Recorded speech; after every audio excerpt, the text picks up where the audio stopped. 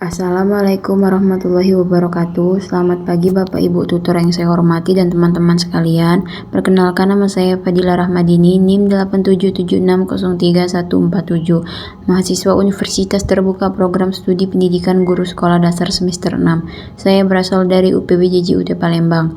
Kali ini saya akan melakukan praktikum modul 3 tentang makanan. Kegiatan praktikum 1, jenis zat dalam makanan, dengan judul percobaan pengelompokan bahan makanan. Untuk itu simak video saya berikut ini. Jenis zat dalam makanan. Zat gizi merupakan senyawa kimia yang terbuat dalam bentuk bahan makanan yang dibutuhkan tubuh untuk menjalankan fungsi kehidupan, mulai dari menghasilkan energi, membangun dan memperbaiki jaringan, hingga mengatur proses metabolisme. Secara umum, zat gizi dibagi menjadi dua kategori besar berdasarkan jumlah kebutuhannya, yaitu zat gizi makro yang dibutuhkan dalam jumlah besar dan zat gizi mikro yang dibutuhkan dalam jumlah sedikit, namun keberadaannya sangat penting. Berdasarkan komposisi kimia, fungsi biologis, dan kandungan utamanya, zat gizi dalam makanan dikelompokkan menjadi 4 jenis utama, yaitu karbohidrat, lemak, protein, dan vitamin, yang masing-masing memiliki karakteristik sumber dan peran yang berbeda bagi tubuh manusia. Alat dan bahan yang perlu dipersiapkan adalah 1. 34 bahan makanan,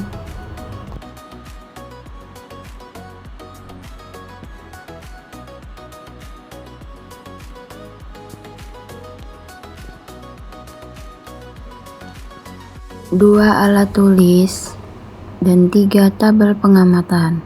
Selamat menyaksikan. Prosedur percobaan: siapkan 34 jenis bahan makanan, lalu kelompokkan masing-masing bahan makanan tersebut ke dalam kelompok 1.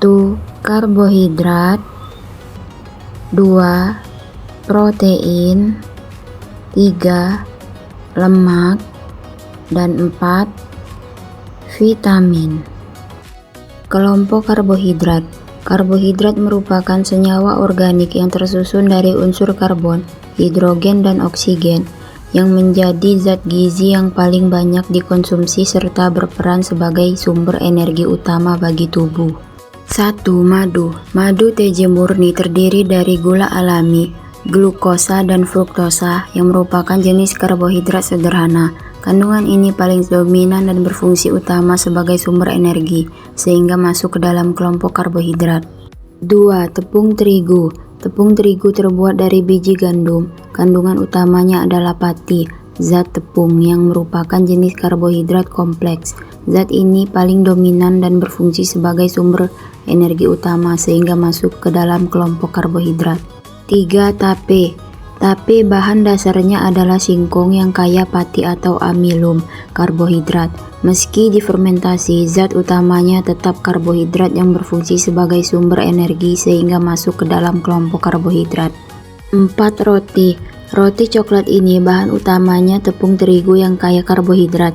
Zat ini paling dominan dan berfungsi sebagai sumber energi utama, sehingga masuk ke dalam kelompok karbohidrat meski ada sedikit tambahan lemak atau gula dari isiannya.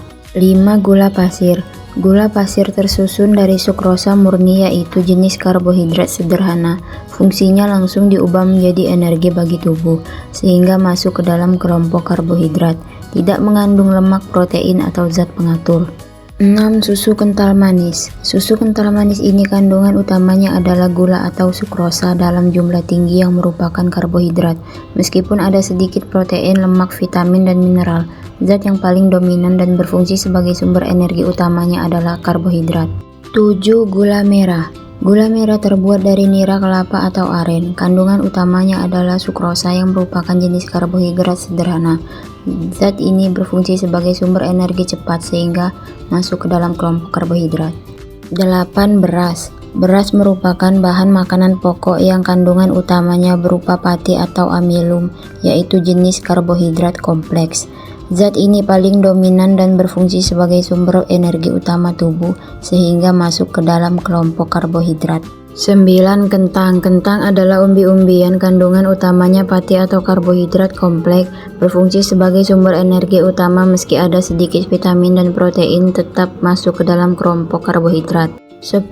Jengkol. Jengkol adalah polong-polongan, kandungan utamanya karbohidrat kompleks atau pati sebagai sumber energi utama meski ada protein dan vitamin, zat gizi terbanyak dan fungsi utamanya sebagai sumber energi jadi masuk ke dalam kelompok karbohidrat. Kelompok protein. Protein merupakan senyawa makromolekul kompleks yang tersusun dari rantai asam amino yang berperan utama sebagai zat pembangun dan pemelihara jaringan tubuh. 1. Telur. Telur merupakan sumber makanan yang kandungan utamanya adalah protein hewani, berfungsi sebagai zat pembangun sel dan jaringan tubuh. Meskipun bagian kuningnya mengandung lemak, zat yang paling dominan adalah protein sehingga masuk ke dalam kelompok protein. 2. Ikan asin. Ikan asin terbuat dari daging ikan yang diawetkan dengan garam. Kandungan utamanya tetap protein hewani, berfungsi sebagai zat pembangun tubuh sehingga masuk ke dalam kelompok protein meski kadar garamnya tinggi. 3. Kacang hijau. Kacang hijau merupakan jenis kacang-kacangan yang kandungan utamanya adalah protein nabati, berfungsi utama sebagai zat pembangun sel dan jaringan tubuh, sehingga masuk ke dalam kelompok protein meski mengandung sedikit karbohidrat. 4. Tempe. Tempe terbuat dari kacang kedelai yang difermentasi. Kandungan utamanya adalah protein nabati yang tinggi, berfungsi sebagai zat pembangun sel dan jaringan tubuh, sehingga masuk ke dalam kelompok protein. 5. Terasi. Terasi terbuat dari udang atau ikan kecil yang difermentasi dan dikeringkan. Bahan dasarnya adalah hewan laut, sehingga kandungan utamanya adalah protein. Berfungsi sebagai zat pembangun meski kadar garamnya sangat tinggi, tetap masuk ke dalam kelompok protein. 6. Udang kering. Udang kering atau ebi, bahan dasarnya udang yang dikeringkan. Kandungan utamanya adalah protein hewani yang berfungsi sebagai zat pembangun sel dan jaringan tubuh, sehingga masuk ke dalam kelompok protein. Kelompok lemak. Lemak adalah senyawa organik yang terbentuk dari ikatan antara asam lemak dan gliserol dan merupakan sumber energi yang paling padat dibandingkan zat gizi lainnya dengan nilai energi mencapai 9 kalori per gram. 1. Minyak sayur. Minyak sayur murni terdiri dari lemak nabati, merupakan sumber energi paling padat, berfungsi sebagai cadangan energi, pelarut vitamin dan pelindung organ tubuh sehingga masuk ke dalam kelompok lemak. 2. Margarin. Margarin yang terbuat dari minyak atau lemak nabati, kandungan utamanya adalah lemak yang berfungsi sebagai sumber energi padat sehingga masuk ke dalam kelompok lemak meski ada tambahan vitamin tapi zat utamanya tetap lemak. 3. Krim kelapa atau santan yang kandungan utamanya dinyatakan jelas yaitu lemak nabati sekitar 24%. 4. Kacang tanah. Kacang tanah kandungan terbanyak adalah lemak nabati sekitar 42-49 gram sampai 100 gram. 5. Kemiri. Kemiri kandungan utamanya adalah lemak nabati sekitar 60-63%. Berfungsi sebagai sumber energi pada cadangan energi, pelarut vitamin, jadi termasuk ke dalam lemak. Kelompok vitamin. Vitamin merupakan kelompok zat gizi mikro yang berupa senyawa organik kompleks yang dibutuhkan tubuh dalam jumlah yang sangat sedikit namun mutlak diperlukan agar proses metabolisme dapat berjalan dengan lancar, tubuh tetap sehat dan terhindar dari penyakit. 1. Daun seledri dan daun bawang adalah sayuran bumbu. Kandungan utamanya vitamin A, C, mineral, serat, dan zat aktif antioksidan. Berfungsi menjaga daya tahan tubuh dan mengatur metabolisme, kesehatan pencernaan, dan jantung. 2. Bawang merah. Bawang merah termasuk jenis bumbu atau sayuran. Kandungan utamanya berupa vitamin, mineral, dan zat gizi mikro yang berfungsi mengatur proses tubuh, menjaga kesehatan, dan daya tahan tubuh sehingga masuk ke dalam kelompok vitamin. 3. Bawang putih. Bawang putih mengandung vitamin, mineral, senyawa aktif, dan serat yang berfungsi menjaga daya tahan tubuh, mengatur metabolisme, serta kesehatan tubuh. 4. Asam jawa. Asam jawa kaya akan vitamin C, mineral, dan zat aktif yang berfungsi membantu metabolisme, menjaga daya tahan tubuh, dan mengatur keseimbangan tubuh. 5. Cabai. Cabai mengandung banyak vitamin terutama vitamin C, mineral, dan zat gizi pengatur, berfungsi menjaga daya tahan tubuh, mengatur proses metabolisme dan kesehatan. 6. Buah bidara. Buah ini termasuk jenis buah-buahan. Kandungan utamanya berupa vitamin, mineral, air, dan serat yang berfungsi menjaga kesehatan tubuh dan meningkatkan daya tahan serta mengatur proses metabolisme sehingga masuk ke dalam kelompok vitamin. 7. Timun. Timun mengandung banyak air, vitamin, mineral, dan serat. Kandungan utamanya berfungsi menjaga keseimbangan cairan, melancarkan pencernaan, serta menjaga kesehatan tubuh. 8. Cincau. Cincau terbuat dari ekstra daun tanaman. Kandungan utamanya air, serat, mineral, senyawa antioksidan, dan sedikit vitamin.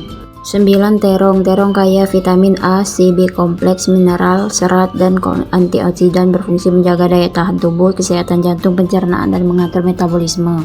10. Tomat. Tomat kaya vitamin C, A, mineral, antioksidan, dan serat, berfungsi menjaga daya tubuh, kesehatan mata, mengatur metabolisme.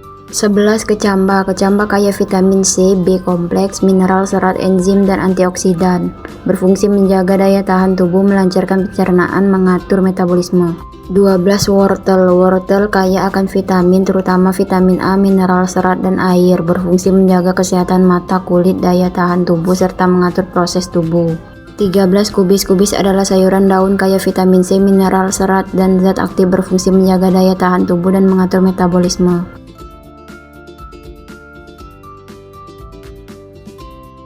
Kesimpulan jenis zat dalam makanan. Bahan makanan dapat dikelompokkan menjadi 4 kelompok utama, yaitu karbohidrat, lemak, protein, dan vitamin atau zat pengatur. Berdasarkan jenis zat gizi yang kandungannya paling dominan dan fungsi utamanya. Kelompok karbohidrat berfungsi sebagai sumber energi utama, contohnya beras, terigu, dan gula. Kelompok lemak berfungsi sebagai sumber energi cadangan dan pelarut vitamin, contohnya minyak, margarin, dan kemiri.